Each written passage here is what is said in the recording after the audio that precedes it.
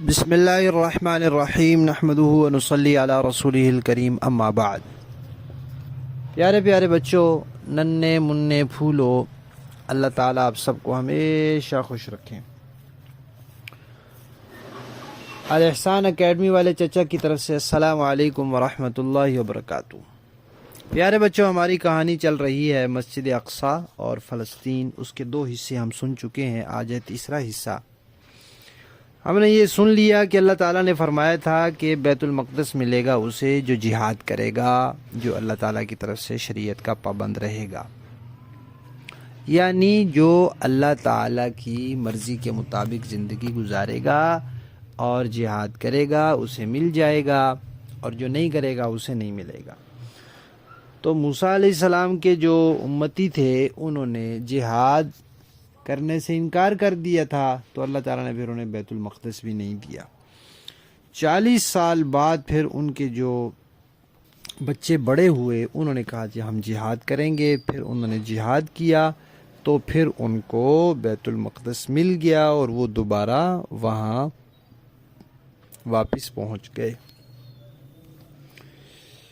اچھا جی، پھر کیا ہوا؟ پھر وہاں اللہ تعالیٰ نے اور نبی پیدا کیے۔ ایک نبی پیدا ہوئے حضرت داؤد علیہ السلام، وہ بادشاہ بنے وہاں۔ پھر ان کے بیٹے حضرت سلیمان علیہ السلام، وہ بھی بادشاہ بنے۔ وہ تو بڑے شاندار ان کی بادشاہت تھی، جن بھی، پرندے بھی اور ہوا بھی سب ان کی بات مانتے تھے۔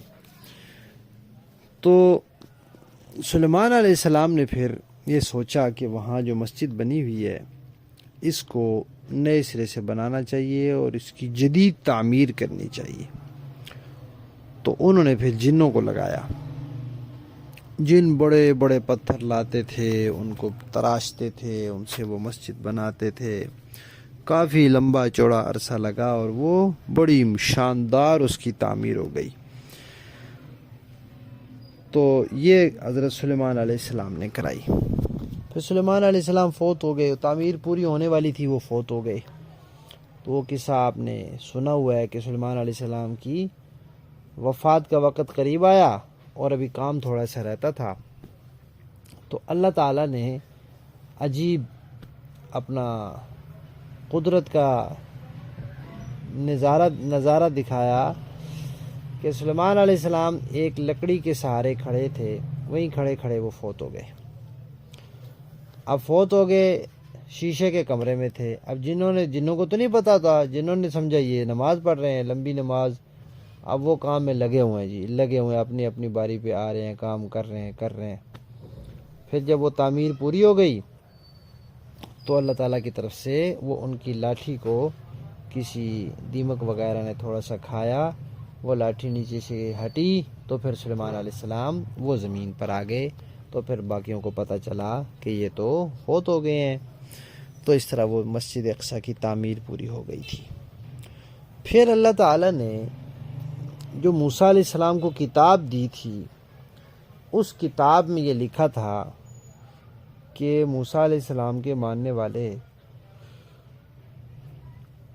اگر اس کتاب پر عمل کرتے رہیں گے تو اس جگہ پہ ان کا حق رہے گا، اگر نہیں کریں گے تو پھر اللہ تعالیٰ ایسے لوگ یہاں بھیجیں گے جو ان کی پٹائی کر کے ان کو یہاں سے نکالیں گے۔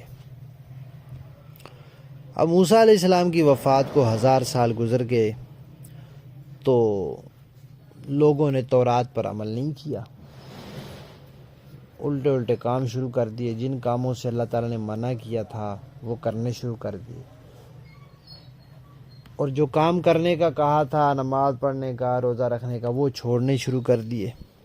تو پھر اللہ تعالیٰ نے ایک بادشاہ بھیجا، وہ بادشاہ تھا بخت نصر۔